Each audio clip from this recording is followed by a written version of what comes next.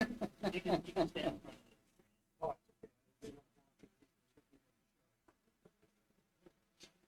Okay, guys, this is a wealth of knowledge up here. I hope you take advantage of it. We wanted to offer a session not just strictly DX, but maybe to help you with your ham shack, antennas, whatever question you had. So let's.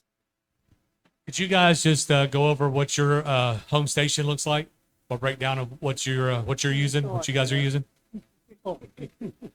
Yeah, sure. I'll get it started. Actually, mine is I use a ICOM 7610 for CW phone, and I've got a Yaesu FT 2000 Delta that I use on all the digital modes from RIDI to you name it.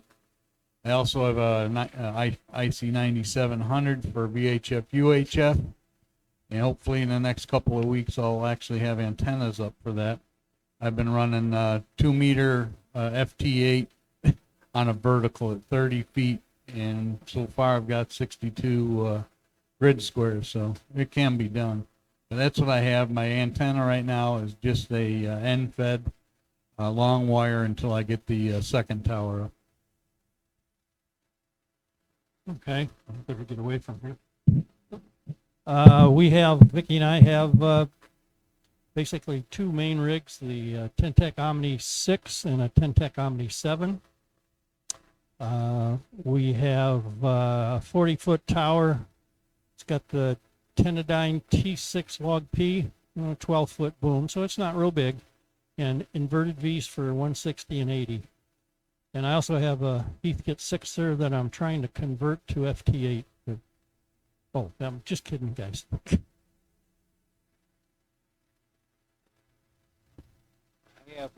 I have three stations set up. I have a ICOM 7300 that I have dedicated to FT8. I have an Elecraft K3, the tuner, and the amplifier and the pan adapter. That's my CW station. Then I have a non 7000 DLE. That's my rag chewing station. And I have a 12 element antenna that covers 6 through 20. And it's only 2 elements per band. And it's at 45 feet. And then I have a off-center fed dipole and other assorted wires. You never have enough antennas pointed in the right direction, but any antenna is better than nothing. So, and anything that works, if it works, leave it alone. My main radio is a Elecraft K4D. I use a TS590 SG for digital modes. The antennas that I use is a 60-foot tower with a JK Navasa 5, wire antennas for 40 and 80, and I have a Hustler 6BTV. The one thing about what Carl was talking about with antennas, don't concentrate so much on the radio that you buy, but get as much in the air as you can as far as antennas. That's where the success is going to be. I'm a contester, and I wish I had 5 more towers. And mine's real simple. I have Flex 6400. I've got what I have, a hex beam at about 30 feet, 6-band vertical, an off-center fed dipole for 80, and a vertical for 160. So that's it. All right, thank you, guys. Other questions?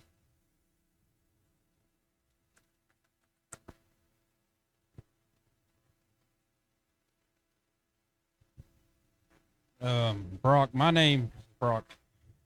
The question I have is, my Elmer, he always told me to put my money in coax feed lines. What's y'all's input on that one? Well, I don't use RG8X for anything, except maybe my mobile. But everything is RG213 or LMR 400, 600, and then also Helix for all my VHF and UHF. Yeah, I think it depends on what your goals are.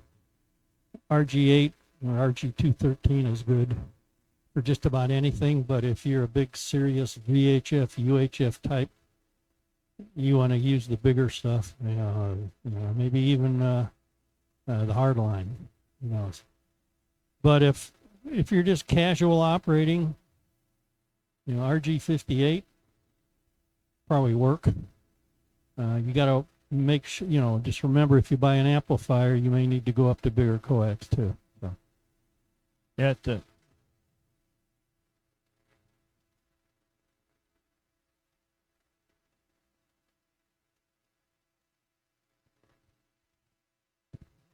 He told me to put my money into the coax first, and then I got lucky with an older ham. He was getting blind. He sold me an A4 crush crab, was it 4 element with a 40 meter dipole to it, and the hazer to go up and down on the tower was $1,200, and then he gave me the tower for another $400, helped me set it up and everything.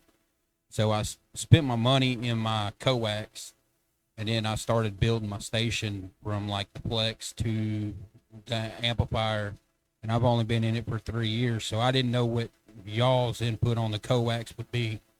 Because I got pretty good little thing. Tell you, it's your whole station is about your antenna, and whatever radio you have to get the power, get the signals to the antenna. You want to use the best coax you can afford. But the whole thing is about antennas. And the bigger and the better antenna you have, the easier it is to work DX or contest or even RagChew. And then I think that all of us will tell you that when we started, we all had very insignificant stations. And through 50 years of doing this, you build up, and it doesn't happen overnight. It's a lot of. My wife said, "Oh, is that new?" No, dear, I've had this for a long time.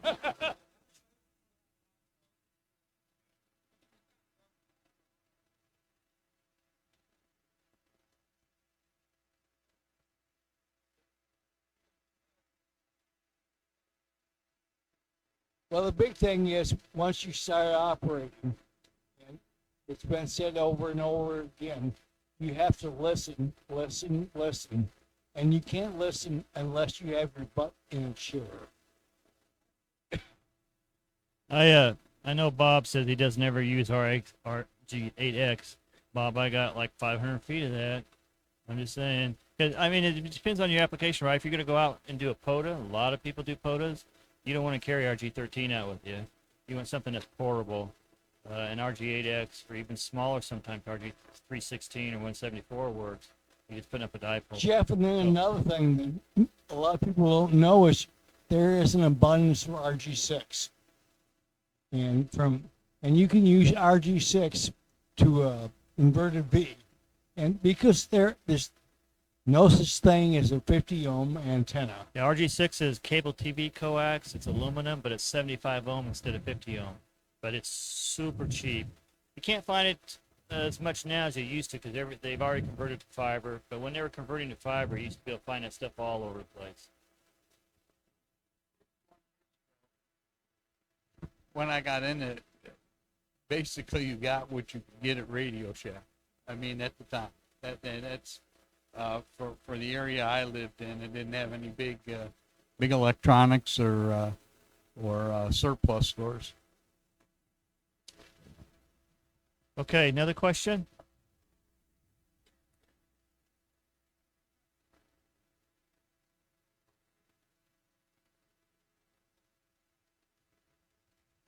I've been on several de-expeditions, but I don't ever go anywhere that doesn't have a beer store or Radio Shack. I've been to the Bahamas and the U.S. versions, the British versions, St. Kitts, and Where are you planning to go this next year, Gary? well, I'm going on vacation. I'm going ABC. I'm going to Aruba, Bonaire, and Curacao. but not to operate. It's someplace my wife is taking me.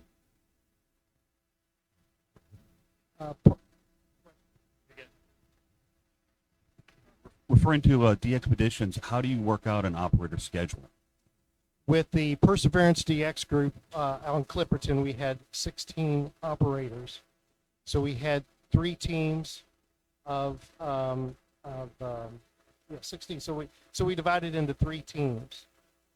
So you would operate 4 hours, and then be off for 4 hours, and then come back on for another 4 hours. And so then what would happen is eventually you would be on for 4, off for 8. Every couple of days we would rotate that so that every operator got a chance at seeing different propagation. And so you got to play different bands. So a very strenuous schedule, because depending on where you are, there's a lot of maintenance to be done when you're not sleeping and you're not eating. And so with wind and so forth, you got to do a lot of work. So I would assume that the type of schedule that we had is what other teams do, but it all depends on how big your team is. Also, what you need to look at is some DXpeditions go with a very lighthearted atmosphere. We're going for fun. When I get tired, I'll tap you on the shoulder, or and somebody can come in and fill in for me. It's not so rigid. But some DXpeditions have a very rigid schedule and that rotation, and it's to share the load and mostly have fun. But I mean, it's a lot of work. Got a question back here? With the advent of rib radios and boxes, how do you feel that the expedition atmosphere is going to change? I'm going to really put myself out there and say I'm not a big fan of the rib. The reason I'm going to say that is because the purpose of the rib is to try to go places where they say operators can't go. I hate to tell you, but you're not going to get a rib on Clipperton. You couldn't get it loaded. You're not going to get a rib to Peter 1. You're not going to get a rib to Bouvet unless you have a team there. And most of the permits that you get, when you put people on the island, you have to have the infrastructure there for safety. You're going to have tents. You're going to have food. You're going to, or some type of cover, and for safety. And where the rib has gone has been successful because it's easy enough for that device to climb up the beach. But on Clipperton, wouldn't happen. On Bouvet, it's not going to happen. A rib could go with a DXpedition, like Bouvet, but they're going to have to babysit the rib for whoever's working the rib remotely. I don't think it's going to solve all the problems that we're experiencing. And I'm a traditionalist. I believe DXpeditions are boots on the ground. I believe it's a team, whether it's large or small. I believe it's the whole experience, whether it's hot or cold. Clipperton was a miserable place to be. I mean, absolutely miserable. You were covered in guano dust, blowing 24/7. It was all over the radio equipment. We were hot. We were dehydrated. We were tired. But it was an exhilarating experience. How do you get that with a rib? I mean, where's the team and the camaraderie? So the rib hasn't convinced me that it's going to solve all the issues that DXing is facing. It will solve some, but you still got to get it there. And do you think it's going to cost just a little bit of money for a boat that's going to cost you? Clipperton, our boat cost us $285,000 for 16 people. If it was 4 people, it was still going to cost $285,000. So you're still going to have the cost to get the rib there. And so I'm just not sure it answers all the. Is it a solution looking for a problem? I'm not 100% sold on it yet. That's my opinion. Yeah, so the upside of that, though, is if the Fish and Wildlife group decides that it's non-invasive enough that they'll allow us to use it, it's going to open up 8 or 10 locations that we're not going to get to now. So I don't. Oh, is that better?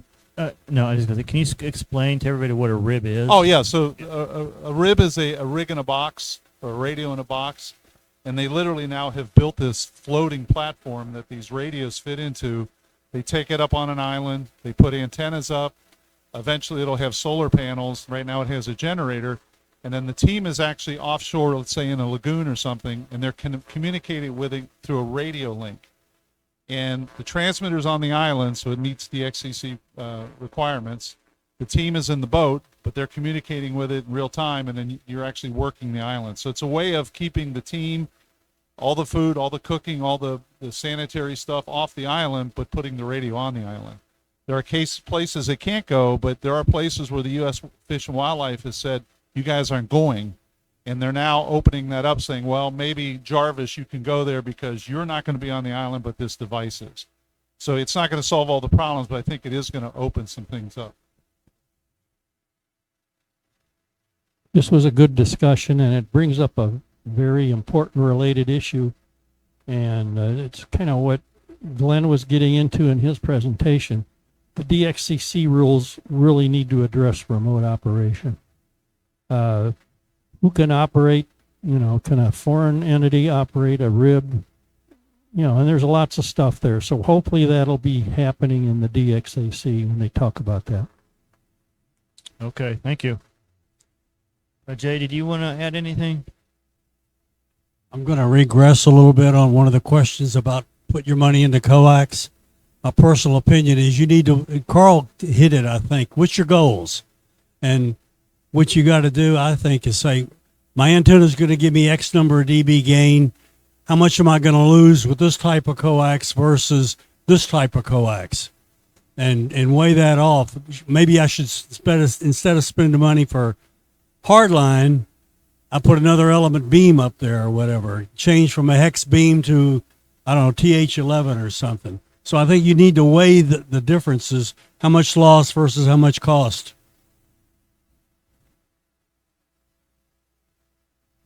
Okay, thanks. Here's another question. I have a suggestion too on some of the antennas talking about the coax. If it's something that would be, better fed with ladder line or something like that, because there's several types of antennas that actually work better if they're fed with ladder line rather than coax, and that's an entirely different story, but it's something to look at. What does your antenna really want to see hooked to it? Because the antenna has a vote in this too. Okay, anybody else? Got one down here?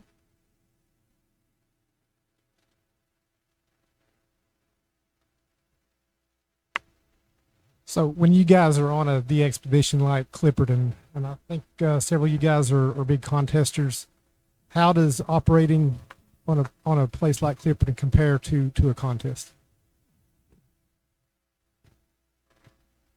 If you're going to go on a DXpedition and you're going to be an operator, you need to be trilingual.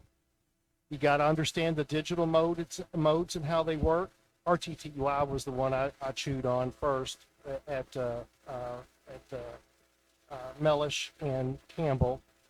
You got to know CW to be a good, well-rounded team member. And you got to be good at sideband. You got to be able to handle the stress of a pileup. And it is stressful. Trust me, when the Europeans will not listen to you and you have a pileup that's going to heck in a handbasket, they're stressed because you're going, I can't keep my rate up. Contesting, I will say this till I'm blue in the face, will make you a better DXer because of the fact of your use to handle, especially in contesting. CW pileups, the minor ones we handle in contesting, sideband, and then knowing the digital modes and how they work and how they function will make you a much better operator. Is it necessary? No, but I think it's good training. And when you're sitting there, and my first pile up when I got on the island, there's a backstory to how some of us were on the island and other people weren't coming over and gear wasn't coming over, so half the team was doing a lot of work. But they said, Glenn, it's your turn on the radio. We're going to do 2-hour shifts. And I said, okay, what's up? They said, we got a 10-meter pileup CW, the US, that's just phenomenal. I said, put me in. Worked Ralph. Worked a whole bunch of people from Kentucky. I wouldn't be able to zip through that pileup like I did unless I had the experience from contesting. There is no doubt in my mind that the contesting that I do made me a much better operator, a much better DXer. And so if you want to go on a DXpedition, start getting into the contesting field a little bit. If you want to experience a little bit of what DXing is like, go on an IOTA. Some of those have pileups too. There's other venues that you can get those like QSO Park. Be the hunted in a QSO Park. Those are some good pileups. Talk to AD4EB down in Tennessee when he's mobile, going from county to county. Great pileups. Great pileups. So yeah, it's great training. Okay. Another question?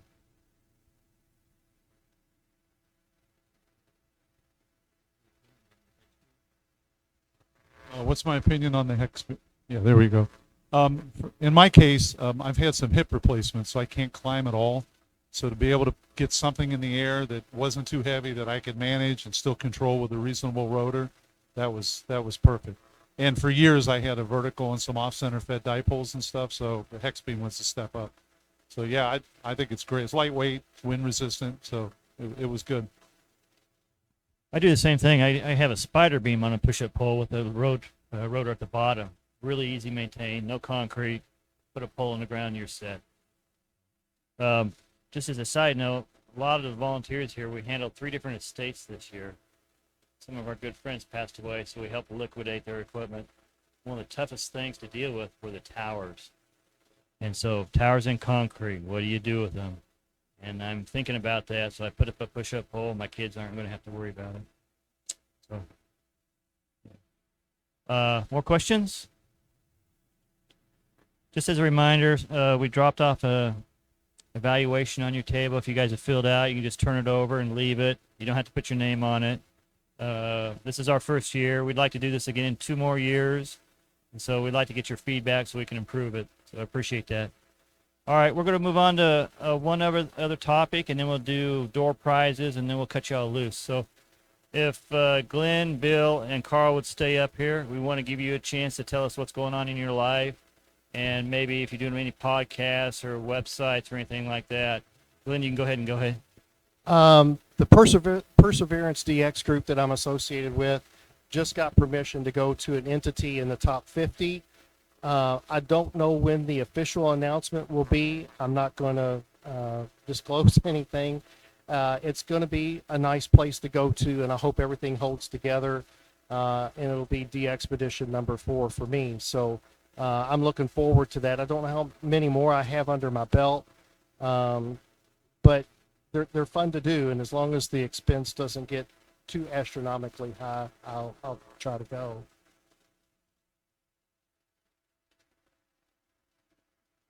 It is no secret because it's been put out in the public ether at seminars. My buy-in to the Clipperton DXpedition was $16,000.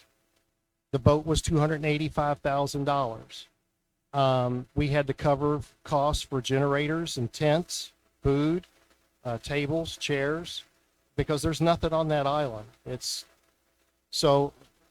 So my buy-in was $16,000 with, and I still had to pay my airfare and my own hotel in San Diego, which was a gift because we didn't have to go to a foreign country to get there.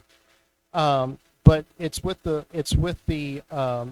thought in the back of your mind that if fundraising does not hold up, I'm on the hook for more money.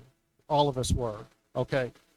So yes, the typical model for major DXpeditions has been the team puts up about 50%, and we get 50% donations from the clubs, from the foundations like the NCDXF and Indexa.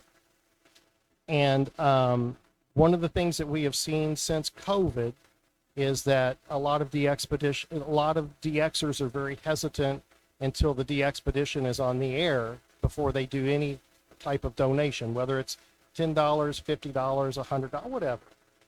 And one of the things that I want to say is, statistically, when this has been looked at and the numbers have been broke down, only about 15% of any log, 15% of the people that are in the log for any DXpedition actually donate to that DXpedition.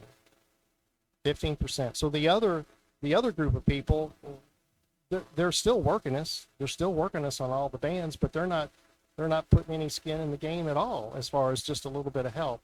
That's what's going to hurt major DXpeditions going forward, is that these things are not cheap. And Isn't Bobay Island, isn't that half of their cost is coming from the group that went up in orbit? Do you know about that? I know that their cost is a little over, total cost is a little over $1 million. And I don't know exactly where the breakdown is from, but I would guess that each individual person that's on that team is probably putting up somewhere close to $30,000 to go on that DXpedition. So it's a lot of money. Well, for mega DXpeditions, you're looking at anywhere from 10 to 15, maybe 20 operators. I think Navasa had a lot of operators because it was close to the U.S. and they ferried helicopters back and forth to Puerto Rico, I think, to get to Navasa. But so a lot, those kind of tent and generator operations are very expensive because of the logistics involved. And so it's just expensive. And so if you're a DXer and you like to DX and you see a worthy DXpedition, shoot them a few dollars. And it doesn't have to be a lot, but if only 15% of the people that are in any given log for a bunch of DXpeditions that we can bring up, that shows that there needs to be a little bit more support from or we would like to see more support from the people that are out there. Yeah, and to Glenn's point, if you're going to send a QSL card to somebody and you're going to have to include $3 or $4 return postage or $5, by the time you get an airmail stamp, you get ship them $10 and get the free LOTW upload and the free QSL card back. It helps them and it helps you, and it's quicker and it's more efficient. Is it my turn, I guess? Yeah, tell us what's going on with you. Yeah, so I've got a couple things going on. The one, I'd encourage you to check out the Southwest Ohio DX Association, because we got a lot of neat stuff going on. We got some newsletters and programs every month. And then secondly, I have a podcast called the DX Mentor, and I have people on like the group I brought. Carl's been on. Glenn doesn't know it yet, but he's going to be on. So there's another number of different people we get on, and it's everything from Carl did and Vicky was on, and all 9 cats were on at one time or another, right? So they're on. And it's about getting into DX and learning it and understanding it. And we've got a couple coming out now with Ward Silver is going to be on, so that's a good one we did. And it's also on YouTube. And then the final project I'm working on now is something called This Week in DX. So every Saturday morning, and it dropped this morning at 8 o'clock, you can go out in YouTube or on podcast and see what DX should be on this week, where they're going to be, what some of the details are. And I get that from Bernie, W3UR, and he allows me to do it. And some people find it helpful just to have a cup of coffee and see what's coming up. So that's the whole intent. So that's what I'm working on. It's the DX Mentor. The DX Mentor. Okay. Let me just make a general statement about amateur radio. It's a great hobby, I believe. There's so many different aspects. DXing is just one of them. And hopefully most of the people here are very into DXing. I was also the NCJ editor, National Contest Journal, from 2002 to 2007. So I could make fun of contesters and not get run over. That helped. I'm also into the traffic nets, Indiana CW Traffic Net QIN, also 9RN, 9th Region net, which does include Kentucky. Anybody check into 9RN here? No? Okay. I like playing with antennas. Like I said, we're on a couple acres, and we can do anything we want. And it's really a great way to learn about antennas and coax and everything else. Also into vintage gear.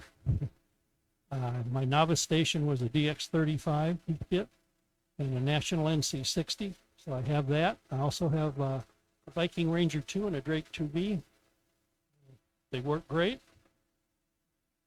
but it's easier to use the modern radios. That's for sure. Just a great hobby, and there's so many other things I'd like to do, but you know, I just don't have that much time to do all those other things. You're presenting at other groups as well during the year too, right? Yes, yeah. Generally, in fact, this issue of QST in the November issue will have an article by me about what to expect propagation-wise. You kind of saw a lot of it here, so take a look at it, and hopefully it's kind of nice. All right, that's great. Thanks, Carl. All right, one last chance. Any questions for these guys?